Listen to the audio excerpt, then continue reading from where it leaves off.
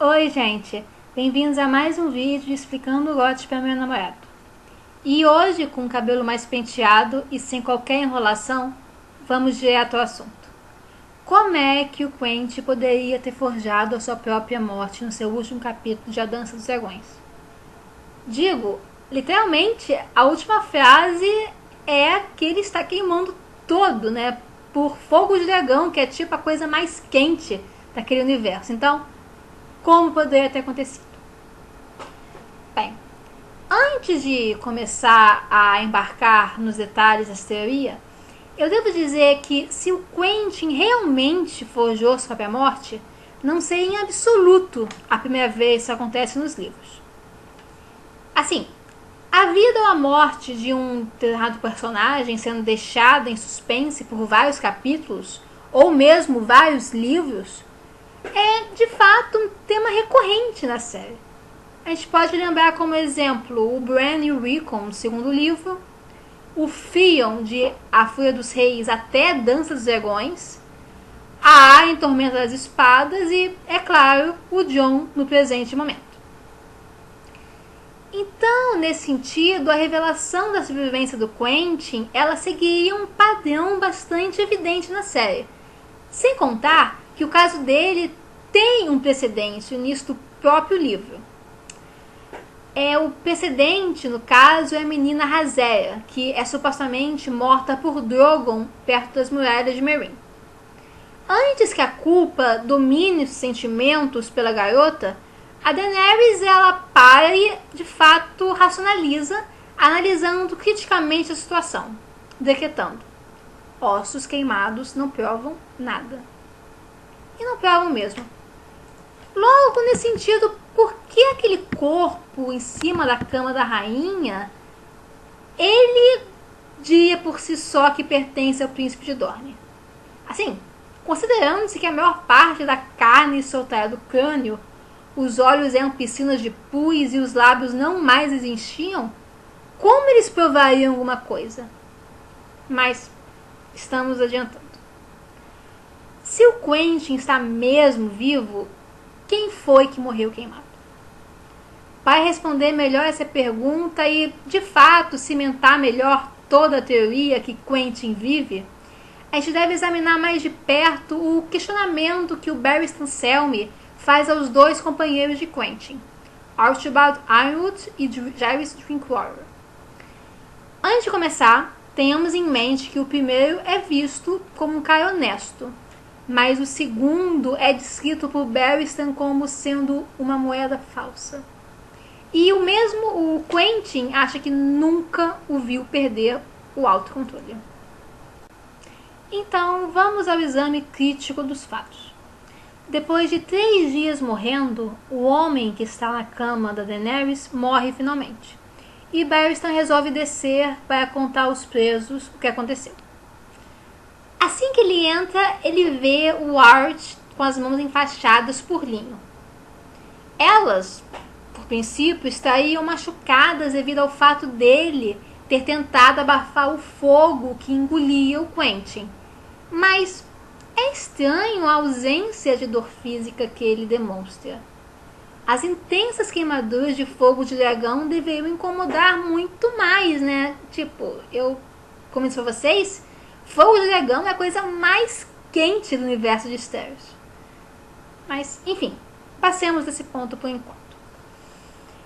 Então, na sequência da conversa, o Barristan revela a eles a morte do Quentyn. Então, o super controlado Jaehaerys, que não se incomodou muito nem quando 3 de seus companheiros foram mortos por corsários, ele vai lá e soca a parede, xingando Daenerys. Agora, além da super reação dramática parecer meio estranha, considerando o caráter do Jaehaerys, ainda existe a questão do motivo da revolta. Afinal, o Quentyn ter sido barbaramente queimado por um dragão 3 dias antes e estava agonizando desde então. O que o Jaehaerys realmente esperava que acontecesse? O Quentyn melhorasse milagrosamente e fosse visitá-los na cela? Enfim. Então, depois Após esse mini ataque de fúria, o Jarvis começa a defender as motivações nobres do Quentin para o Barristan, dizendo coisas não muito verdadeiras, como ele lhe ofereceu seu coração e o que ele fez por amor à rainha. Além de pintar o Quentin como um príncipe sonhador. Mas, apesar desse show, nós sabemos que o Quentin estava em Meereen para cumprir uma aliança e, o mais importante, garantir dragões, e não para conquistar amorosamente a rainha. Foi o seu dever ao pai que o levou ali em primeiro lugar, e não a Daenerys. E o Barristan, ele bem apresenta isso a seguir. Então, não é como uma super interpretação dos leitores, né? Enfim, além disso, francamente, o Quentin, ele não é um cara sonhador. Ele é um príncipe bem prático, na verdade, e ele tinha um objetivo bem definido, algo bem determinado para fazer. Apesar de todas as suas aspirações mais pessoais, como casar com aquela menina Arryd, visitar a mãe, tal. Ele estava ali por Dorne. Então, considerando tudo isso, parece que o Jarvis, ele, por algum motivo, ele quer passar uma determinada imagem do Quentin para o Barristan, como suavizar a imagem dele. Mas por que ele ia fazer isso? Pelo que ele sabe, o Barristan pode estar ali para mandar enforcar os dois, né? E o Quentin está super morto. Mas, se a gente pensar que talvez o Jerry esteja suavizando a imagem do Quentin para quando ele reaparecer, talvez em alto estilo num dragão, as coisas mudam totalmente de figura. Enfim, o Jarvis aí continua a tentar argumentar num estilo mais melodramático, tão pouco característico dele. Mas aí então, Art, o honesto, fala pela primeira vez na cena, mandando o Jarvis calar a boca antes que ele enfie o punho nela. Será que esta é uma maneira sutil de avisar a Jarvis que talvez a sua interpretação esteja exagerada demais? Já passou vários pontos do necessário? Depois ele se vê pro Barristan e pergunta o que ele quer deles, afinal, né? De que a conversa não seria necessária se o Barristan só planejasse um enforcamento. E o Barristan, então, ele assume que sim. Ele quer alguma coisa, no caso, a experiência militar deles. Aí eles continuam a conversar e, eventualmente, a conversa ele se encaminha para o que aconteceu exatamente quando eles e Quentin tentaram pegar os dragões. Eu não vou poder ler todo o diálogo para vocês, porque ele é bem longo. Eu acho que na minha versão, Dia dos Dragões, ele tem 1 ou 2 páginas, mas enfim, não importa realmente examiná-lo todo, porque num total ele é de fato muito interessante. Não são apenas algumas sentenças que chamam a atenção, é todo ele.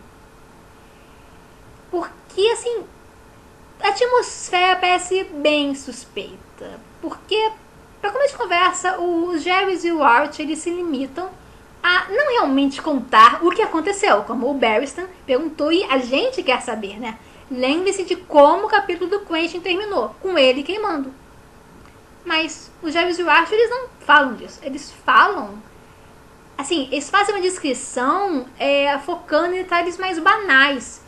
Coisas irrelevantes como, por exemplo, o calor no local, ou a característica das correntes que eles iam prender os dragões, tal. Enfim, coisas que a gente não quer saber, não é o foco da questão. E, mais importante, eles não focam, de fato, no que o Barristan estava perguntando.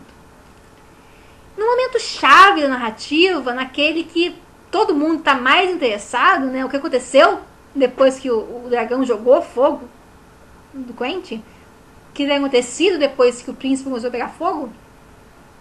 Nesse momento, o Art simplesmente manda então as coisas ficaram feias. E a conversa sobre dragões acaba ali. não existissem mais perguntas interessantes a serem feitas. Mas existem, sim, e muitas. Para começar, em primeiro lugar, por que o Archibald parece tão bem depois de tentar abafar com as mãos aquela coisa que é tipo o troço mais quente do universo? Em segundo lugar, como é que os soprados pelo vento conseguiram sair? Visto que o lugar é um labirinto e mesmo Quentyn só soube se guiar depois que a Daenerys o conduziu. Em terceiro lugar, por que os dragões só fugiram e não mataram Arch e Jaehaerys? E, em quarto lugar, por que, em nome de Deus, o Jaehaerys estava parado junto ao Quentyn com uma espada na mão? Isso absolutamente não pode ser negado. O livro descreve bem claramente. Jaehaerys Drinkwater estava parado ao lado deles, com a espada na mão, mas soltou a lâmina no momento em que os gafanhotos apareceram. O que ele estava fazendo com aquela arma? Apagando o fogo do amigo em chamas? Parece ineficaz, né? Não. O mais provável é que a espada tivesse sido usada com a sua função normal, que é matar alguém. No caso, o infeliz morto pela espada, ou simbolizado que ter sido morto, né? Como saber que uma pessoa queimada teve a garganta cortada, né? No caso, essa pessoa, ela provavelmente seria aquela que estava nos braços do Arch, a pessoa queimada no chão, que provavelmente seria um soprado por vento infeliz que ter sido atingido por Drogon e Viserion no meio daquele caos. E quem sabe esse soprado pelo vento, na verdade, não seria o próprio príncipe esfarrapado, o chefe da companhia. Parece, na verdade, que é bem provável que esse tenha sido o caso. Então é essa a teoria mais popular sobre a suposta sobrevivência do Quentyn, que ele e o príncipe esfarrapado tenham trocado de lugar e que, na verdade, o corpo barbaramente queimado que acabou morrendo na cama de Daenerys é, de fato, o príncipe esfarrapado. Mas como é que seria possível, como é que dá para confundir o príncipe rapado e o Quentyn Martell? Bem, para começo de conversa, a gente tem que lembrar que o corpo em questão estava barbaramente queimado, a pele estava desgrudando do crânio, não existiam mais lábios, os olhos eram poços de pus. Então, realmente não é como se aquele corpo tivesse feições características, né? E tanto o príncipe rapado quanto o Quentyn Martell são descritos em A Dança dos Dragões como sendo, na verdade, homens de feições bastante comuns. O príncipe rapado até comenta em dado ponto que se ele tirar a capa famosa dele, ele seria totalmente irreconhecível. Bem, mas de fato o príncipe rapado estaria naquele grupo que desceu as masmorras para resgatar os dragões? Bem possível, embora a Bella Marys não reconheça isso explicitamente. O Quentyn, contudo, ele estranha a ausência do chefe, né, já que ele costumava acompanhar as ações da sua companhia bem de perto. Então, mesmo que não seja explicitamente reconhecido que o príncipe rapado estava lá, ele bem que poderia ser um dos 5 homens que desceu as masmorras junto com Bella Morris, Arch, Jaehaerys e Quentyn. De fato, tem um momento que a Marys ela manda alguém se afastar do dragão. Quem? Quem seria essa pessoa tão importante a ponto da Morris, totalmente tão fria e controlada, mandar se afastar meio em pânico? E mais interessante dessa teoria é que ela não falha nem na questão dos dias finais do corpo na cama da rainha. Porque há essa ideia que, se o príncipe rapado fosse chamado de Sua Alteza, príncipe, ele ia estranhar, porque ele não usa esse título nobiliárquico. Usa sim. O príncipe rapado, ele não de fato tem um nome. Todos se dirigem a ele como Alteza, Príncipe e outros títulos semelhantes. Se a Missandei ela usasse esse tipo de tratamento enquanto cuidava da pessoa em agonia, ele absolutamente não esboçaria qualquer reação contrária. Ele está acostumado com isso. E não creio que a Missandei fosse utilizar o nome de Quentin. Não é desnecessário. Basta o tratamento miliárquico. Então, nesse sentido, não é como se o príncipe rapado fosse fazer todo o esquema no FLG. Mas o que me desperta mais atenção para essa suposta troca de corpos é a reação do Art, quando o Barristan ele requisita que os dois se infiltrem entre os soprados pelo vento e entreguem uma mensagem ao príncipe rapado. O Gerris, por sua vez, ele pede um tempo para pensar, para conversar com o Art, discutir essa questão. Aí eu só pensei, como assim discutir? Assim, o que eles podem tentar ganhar nisso? Não tem. Aí, mas talvez o Gerris não saiba se o Quentin está ali. Mas aí o Art se manifesta e concorda sem sequer piscar. Então o Art sabe, eles não precisam discutir para onde ir. O Art já teve as direções dadas pelo Quentin. Então, nesse sentido, ou o Quentin só teve tempo de dizer ao Art onde se refugiaria com Rhaegal, ou, o que talvez fosse ainda mais interessante, o Quentin tomou o papel do príncipe rapado. Apenas teve tempo de roubar sua capa e está lá escondido entre eles. Pessoalmente, eu não acredito que o Quentin tinha de fato a intenção de ser considerado morto por algum tempo. Para mim, isso só não combina com o personagem e com as características dele que nos foram apresentadas antes na história. Assim, a gente pode falar por um longo tempo sobre o que poderia ter acontecido naquelas masmorras e quais eram as diferentes intenções dos personagens envolvidos.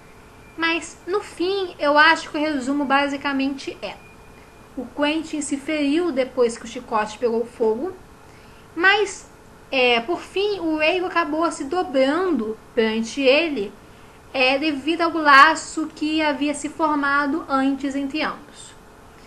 E Quentin e seu novo dragão acabaram fugindo da pirâmide, um pouco antes ou depois que o rebelde Viserion fugiu sozinho. Então, os Gerris e o Art acabaram sozinhos, com alguns soprados pelo vento agonizantes deixados para trás pelos seus companheiros. Depois que o Barristan, muitos andares acima, constata a fuga das bestas, ele mandou soldados para as masmorras rapidamente.